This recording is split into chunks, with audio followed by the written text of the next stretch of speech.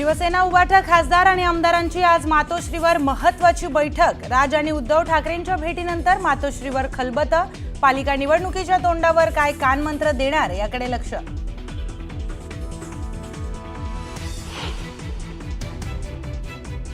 आहे ना, या देशामध्ये लोकशाही आहे, या देशामध्ये जरांगेशाही अजून यायची आहे।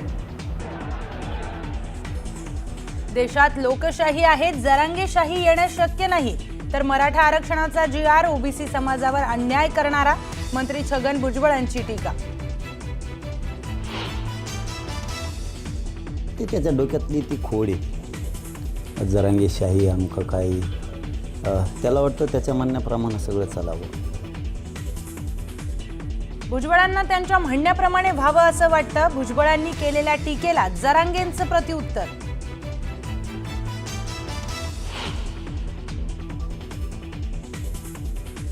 सरकारनं काढलेल्या GR मध्ये कुठेही सरसकट उल्लेख नाही।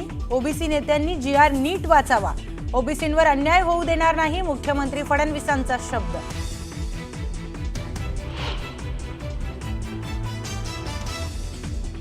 लातूरच्या रेणापूरमध्ये ओबीसी आरक्षणासाठी तरुणाची आत्महत्या। चिठ्ठी लिहून थेट नदीपात्रामध्ये उडी घेऊन तरुणानं संपवलं जीवन।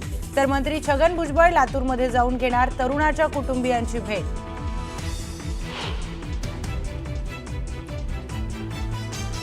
उपराष्ट्रपती CP राधाकृष्णन यांचा आज शपथविधी सोहळा। शपथविधीसाठी जय्यत तयारी। तर उपमुख्यमंत्री एकनाथ शिंदे दिल्लीला जाणार।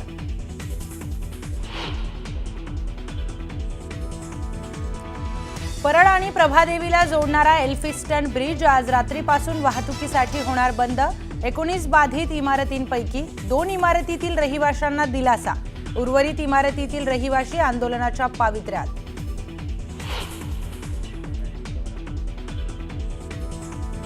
छत्तीसगडच्या गारियाबंद जिल्ह्यात सुरक्षा दलाच्या चकमकीत 10 माओवाद्यांचा खात्मा। माओवादी चळवळीला मोठा धक्का। तर सुरक्षा दलाकडून सर्च ऑपरेशन सुरू।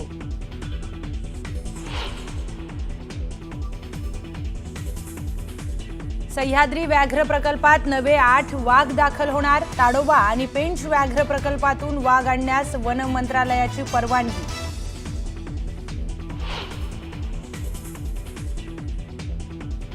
नेपाळ हिंसाचारादरम्यान तब्बल 15,000 कैदी फरार। कैदी भारतात येण्याची भीती। भारत नेपाळ सीमेवर हाय अलर्ट जारी।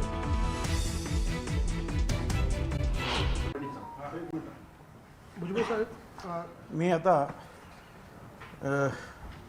लातूर जिल्ह्यातील रेणापूर तालुक्यातील वांगदरी या गावामध्ये भरत कराड नावाच्या एका ओबीसी कार्यकर्त्याने ओबीसीचं आरक्षण संपलं असं सांगत आत्महत्या केलेली आहे। त्यांच्या कुटुंबियांना त्यांचं सांत्वन करण्यासाठी मी जातो आहे। दुसरं असं की हा प्रश्न मी दुसरं कुणाला किंवा ज्यांचं शिक्षण नाही अशा नेत्यांसाठी नाही। माझा प्रश्न जे सुशिक्षित मराठी आहेत, जे मुख्यमंत्री झालेले आहेत, मंत्री झालेले आहेत, खासदार झालेले आहेत, ज्यांना आरक्षण म्हणजे काय कसं हे कळतं आहे, त्यांच्यासाठी मी विनंती करतो। आपण लक्षात घ्या, ज्यावेळेला 50% रिझर्वेशन होतं आणि 50% ओपन होतं, ब्राह्मण समाज किती 1, 2, 3%, आणखी दुसरे 2-4, पण जास्तीत जास्त मराठा समाजच त्या 50% होता। परंतु तरीसुद्धा आंदोलन झालं आणि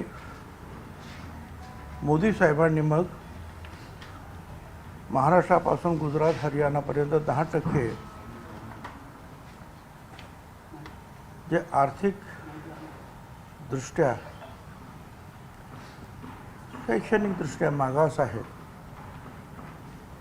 परंतु सामाजिकदृष्ट्या मागास नाही अशांसाठी 10% आरक्षण दिलं। त्याच्यामध्ये सुद्धा त्या 10% 80% फक्त मराठा समाज एकटाच होता.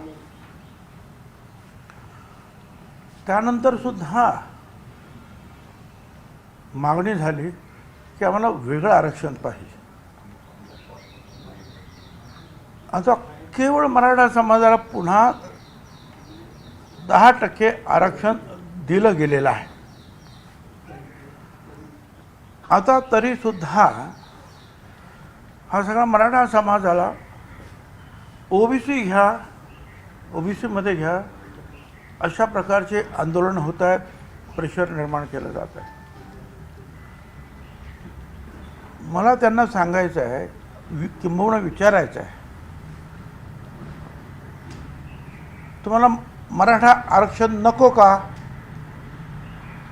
तुम्हाला 10% मराठा आरक्षण नको का? ते रद्द करायचं का? ते रद्द झालं तर EWSमध्ये तुम्ही 80-90% असता, तेही तुम्हाला नकोच का? आणि पुढे ओपनमध्ये सुद्धा जे आहे 50% तुम्ही खेळत असता, ते तुम्हाला नकोच का? याचं उत्तर अनेक माजी मुख्यमंत्री आहेत, केंद्रात मंत्री झालेले आहेत, मराठा समाजाचे नेते, आमदार आहेत, खासदार आहेत, जे शिकलेले आहेत, ज्यांना हे समजतं, त्यांच्याकडून मला उत्तरांची अपेक्षा आहे. ज्यांना काही समजत नाही, अशिक्षित आहे, माहीत नाही, त्यांच्याकडून मला ह्या उत्तराची अपेक्षा नाही. माझी विनंती आहे त्यांना, तुम्ही व्होकल व्हायला पाहिजे, तुम्ही बोलायला पाहिजे.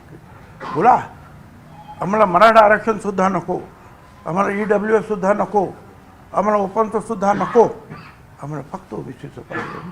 बोला ना. ते एक मनुष्य ज्याला इतपत त्याचं समजतं आहे आणि ते सांगतायत, आणि राज्यामध्ये जे आहे अशा प्रकारचा एक उद्रेक निर्माण होतो आहे, त्याच्यावर कधीतरी बोला.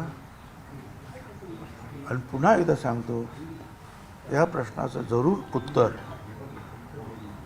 मला या शिकलेले समजदार नेत्यांकडून किंवा इतर क्षेत्रात काम करणारे मराठा समाजाचे लेखक आहेत, इतर सगळे आहेत, त्यांनी द्यायला पाहिजे की हे तुमचं मराठा आरक्षण नको, तुम्हाला EWS नको, तुम्हाला ओपनचं नको, तुम्हाला मराठा समाजाला फक्त ओबीसीत आरक्षण पाहिजे.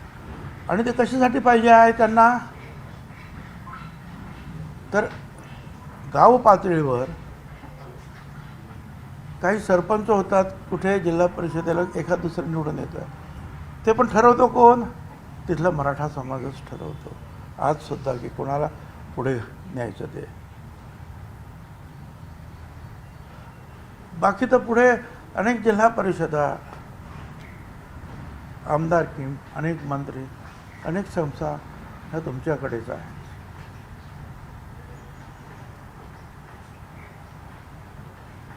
मंत्री, मुख्यमंत्रीसुद्धा अनेक वेळा तुमचेच आहेत. मग अशा वेळेला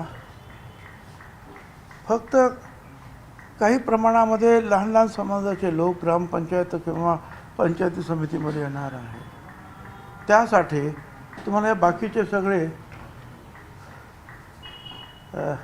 सवलती सोडायच्या आहेत का? तुम्हाला राजकारणामध्ये भरपूर अगोदरच मिळालेला आहे, मिळणारच आहे. मुद्दा मुलांच्या शिक्षणाचा, नोकऱ्यांचा आहे. तर या गर्दीत मिळेल जास्त की सेपरेट आरक्षण आहे, 10%, 10%, 50%, त्याच्यात त्यांचं भलं आहे. बघा तुम्ही, MPSCचे निकाल लागले, मेडिकलचे निकाल लागले, त्यांचे कट ऑफ पॉईंट्स पहा. ओबीसीचा कट ऑफ पॉईंट्स फार वरचे. बस मला आज फक्त एवढंच सांगायचं, आणि मी आता मला निघायचं आहे म्हणून मी. शरद पवारांनी आव्हान असणार आहे का की मराठा समाजाच्या लोकांनी समोर येऊन, मंत्र्यांनी म्हणा किंवा नेत्यांनी, लोकप्रतिनिधींनी समोर येऊन हे स्पष्ट करावं की नेमकी परिस्थिती काय आहे? नाही, नेमकं त्यांनी आता बाकी परिस्थिती सोडा, परिस्थिती काय ते झाली. मग तुम्हाला 10% आरक्षण मराठा समाजाला नको, तुम्हाला 10% आरक्षण EWSमध्ये नको, तुम्हाला ओपनमधलं सुद्धा नको, तुम्हाला फक्त ओबीसीच पाहिजे.